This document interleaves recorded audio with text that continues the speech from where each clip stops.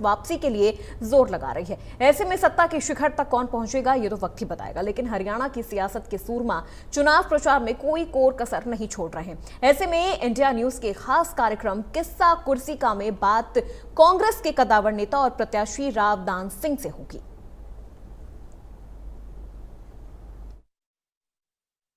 नमस्कार, मेरा नाम विनोद लांबा है। ग्राउंड रिपोर्ट में हम तमाम नेताओं से और उनके समर्थकों के साथ साथ आम जनता से भी ग्राउंड रिपोर्ट लेके आ रहे हैं। अहीरवाल के एक बड़े नेता, 4 बार के विधायक रावदान सिंह साहब हमारे साथ मौजूद हैं, जो कि महेंद्रगढ़ से इस समय कांग्रेस के उम्मीदवार भी हैं और मौजूदा विधायक भी हैं। दान सिंह साहब, आपका स्वागत है ITV नेटवर्क पर। मेरा पहला सवाल तो ये है, कैसा चुनाव चल रहा है आपका? बहुत जबरदस्त चुनाव चल रहा है। लोगों के अंदर जबरदस्त उत्साह है और लोगों ने मन बना लिया है कि हरियाणा के अंदर सत्ता परिवर्तन 100% करने जा रहे हैं। 4 बार के आप विधायक हो, इस बार 2024 के चुनाव को कैसे देखते हो? मैं 4 बार जो भाइयों ने साथ सहयोग, प्यार, आशीर्वाद दिया है, उससे भी ज़्यादा उससे अपेक्षा करता हूं और लोगों में जो उत्साह देख रहा हूं उससे 100% मैं मानता हूं कि लोगों का रुझान, पीछे पार्लियामेंट के अंदर हमारी कोई कमी रह गई थी, उस बात को देखते हुए बहुत ज़्यादा ताकत के साथ में आगे बढ़ने का।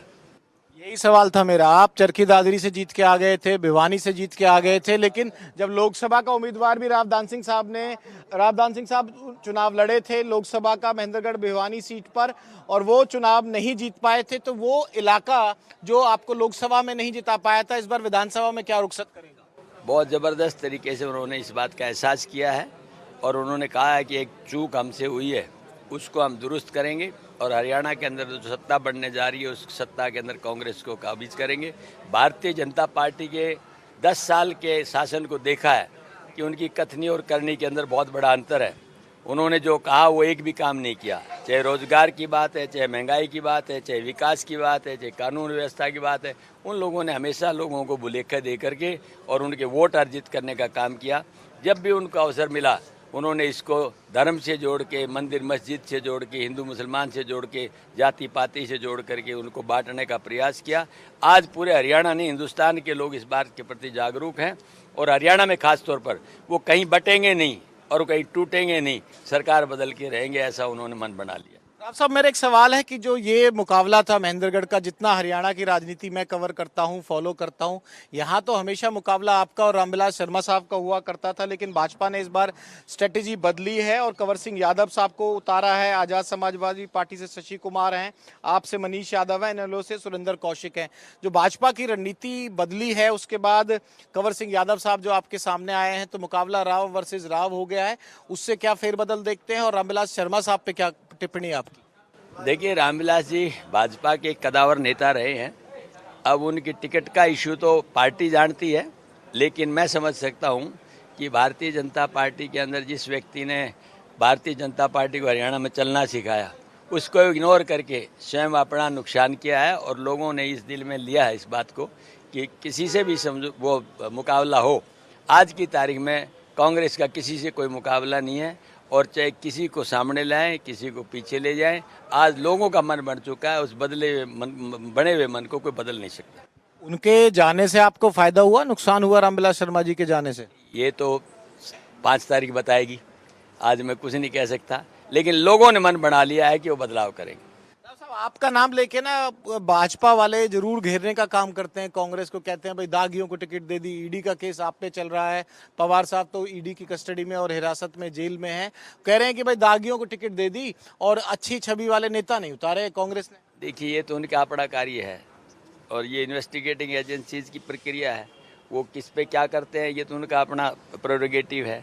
उस बारे में तो मैं इतना ही कह सकता हूँ कि वो अपने ईमानदारी से काम करें, हमें इस बारे में किसी तरह की दुख नहीं। जो चर्चा चलती है जिस स्टेट में इलेक्शन होते हैं ईडी जाती, देखिए ये भी उनका एजेंसीज का काम है, लेकिन जहाँ इस तरह की घटनाएं होती हैं तो लोग बाग इसके ऊपर जरूर विचार करते हैं। राव साहब, एक मुकाबला राव साहब का भी होता है, एक बड़े राव साहब है राव इंद्रजीत साहब, हालांकि अपनी बेटी के चुनाव में भी वो व्यस्त होंगे और बाकी इलाके पर भी असर डालते हैं। उनकी उपस्थिति को और उनके करियर को देखते हुए आपने भी उनके साथ ही राजनीति शुरू की और मुझे एक बयान भी याद है कि भाई दान सिंह भी हमारे साथ हुआ करते थे, अब दान सिंह चले गए और उनका नाम लिया था, मेरे को लगता है धर्मवीर चौधरी का, ये हमारे साथ रह गए। तो वो कितना प्रभाव डालेंगे इस 2024 के चुनाव में, क्योंकि इस इलाके के आप भी राव साहब हो, वो भी राव साहब है, कद्दावर नेता तो वो भी हैं भाजपा के पास है वो? देखिए, यहाँ मेरे भाइयों ने इसकी पहचान पहले से की हुई है। 4 बार मुझे सौभाग्य दिया है यहाँ से विधायक निर्वाचित होने का। मैं नहीं समझता कि इस तरह के कोई विचारधारा अब शामिल होगी। एक बार जो बात हुई है उसका पछतावा लोगों के दिल में है, और इस बात को अब की बार आने वाले विधानसभा के चुनाव के अंदर निश्चित तौर पे वो नकार भी देंगे, और जो बदलाव भाजपा का है वो करके भी रहेंगे। दो नेता अहिरवाल के कौन है सबसे बड़े, जो राव साहब कह सकते हैं, अहिरवाल के नेता कह सकते हैं यादवों में से? किस किस का नाम हम लोग याद रखें? राजेंद्र जी साहब का नाम तो मैं मेंशन कर ही रहा हूँ। कांग्रेस की तरफ मैं तो क्या बताऊँ, ये तो जनता बताएगी।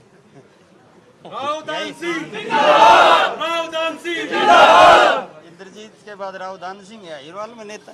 कैप्टन साहब भी तो हैं। नहीं, कैप्टन साहब से ऊपर गए हमारे नेताजी। कैप्टन साहब तो बूढ़े हो गए, अब इतना वो नहीं है।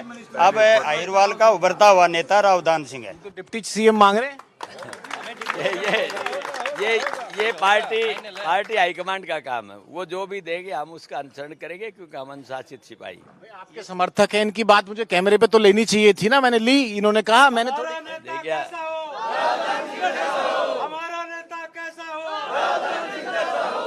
देखिए ऐसा है, ये पार्टी का प्रेरोगेटिव है कि वो निर्वाचन के बाद किसे क्या देती है, लेकिन हमारे लोगों की भावना है, क्योंकि जो भूपेंद्र सिंह हुड्डा जी के टाइम पे जो काम हुए थे, आज उनकी फिर ये अपेक्षा है कि 10 साल में जो हम पिछड़े रहे उसको आगे विकसित करने के लिए निश्चित तौर पे सरकार के अंदर भागीदारी हमें मिलनी चाहिए। ये उनका अपने एक डिमांड, उनका मत है। और डिप्टी सीएम बना दिया जाए अहिरवाल से, अगर आप लोग की जो आप लोग दावा कर रहे हो सरकार आती है। देखिए, मैंने फिर बताया, ये हमारी मांग करना हमारा काम है, देना उनका काम। हुड्डा साहब की और दान सिंह साहब की जोड़ी कैसी है? बहुत अच्छी है, वो हमारे बड़े भाई हैं, और राजनीति में मैं कह सकता हूँ कि उनसे सुलझा हुआ नेता मुझे शायद ही बहुत कम नजर आते हैं। तो ये जो कुर्सी की रेस तो नहीं शुरू हो जाएगी कांग्रेस में? आप लोग अभी से, इलेक्शन का रिजल्ट तो भी आए नहीं है। नहीं, कोई नहीं होगी। हमारा एक मत है, एक राय है, एक नेता है, इसलिए कोई फैसला नहीं। नाम भी लो ना है, नाम भी लो ना फिर।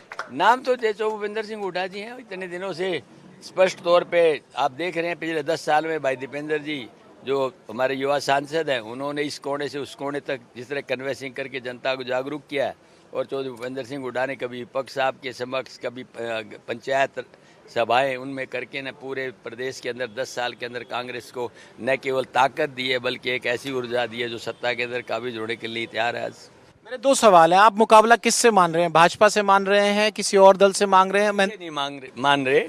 हमारा मुकाबला जो है जनता वर्सेज भाजपा का है, और कांग्रेस उस जनता के साथ है।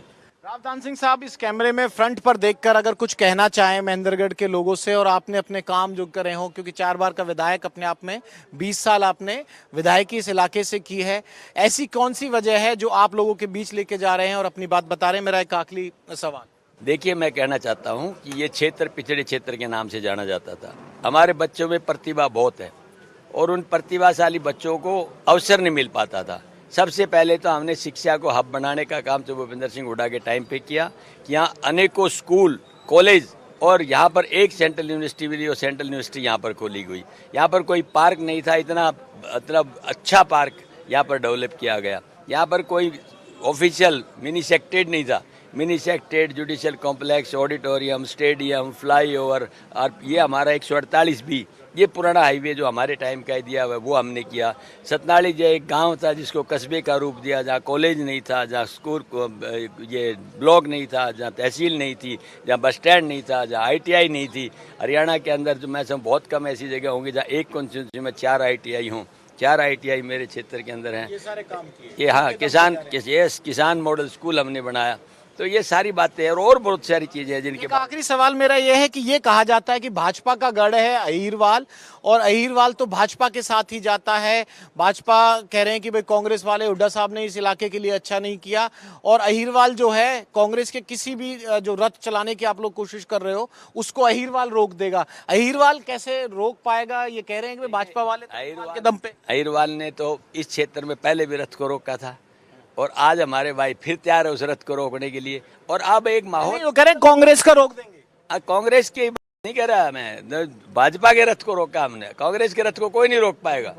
कांग्रेस का रथ तो बिल्कुल ऐसे, मतलब एक ऐसे जैसे कहते हैं ना, जिस घोड़े को कोई नहीं रोक सकता, उस तरह से चलेगा। आपका अनुभव है सर अहिरवाल की? मुझे 2-4 बताओ ना ऐसी जो आप मजबूत लगती हो कांग्रेस की, क्योंकि बाकी लीडर्स तो करते हैं बात की अपनी बात। मैं सच बताता हूँ, हमारी सारी की सारी सीटें इतनी मजबूत हैं। अब की बार इतना बढ़िया टिकट वितरण किया है कि लोगों ने इस बात को अपना लिया है कि अब की बार अहिरवाल भी तस्वीर बदल देगा हरियाणा की, और निश्चित तौर पे यहाँ सारी सीटें कांग्रेस के पक्ष के अंदर जाएंगी।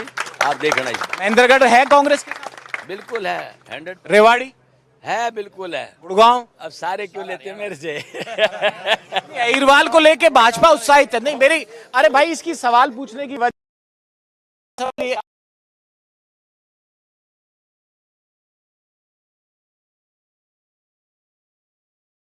आते हैं लोग ये कांग्रेस की कोई तो आपके समर्थक हैं? ये समझता ही नहीं। आप जब तो आप एक हाँ, एक बात सुनो, 85 सीट चौधरी देवीलाल ने ली थी और एक 88 को पार करांगा। हैं कांग्रेस करेगी। हाँ जी, सबसे बड़ी हैं आप देख रही होंगे, तो बहुत गाना देख लिया। कह रहे अहिरवाल में तो भाजपा खड़ी, भाजपा भूजपा कितने पर जाएगी।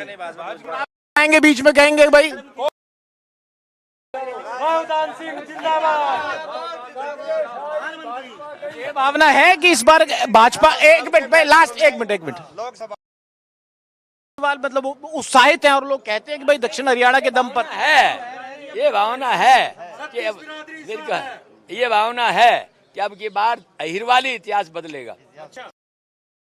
के साथ ये इंटरव्यू खत्म करते हैं और रावदान सिंह की बात सुननी चाहिए क्योंकि 4 बार के विधायक हैं और ये भी अहिरवाल के बड़े लीडर हैं, तो रावदान सिंह की बात भी आनी चाहिए थी। रावदान सिंह साहब भी कोई जूनियर लीडर नहीं है, 4 बार के विधायक होते हैं और राव साहब हैं खुद भी, और इस इलाके को लेकर ये दावा कर रही है अहिरवाल की परिस्थिति बदलेगी। और इन्होंने तो ये भी कह दिया कि कांग्रेस के लिए इस बार अहिरवाल इतिहास रचने जा रहा है। कैमरामैन हिमांशु नेगी के साथ मैं विनोद लांबा, ITV नेटवर्क के लिए।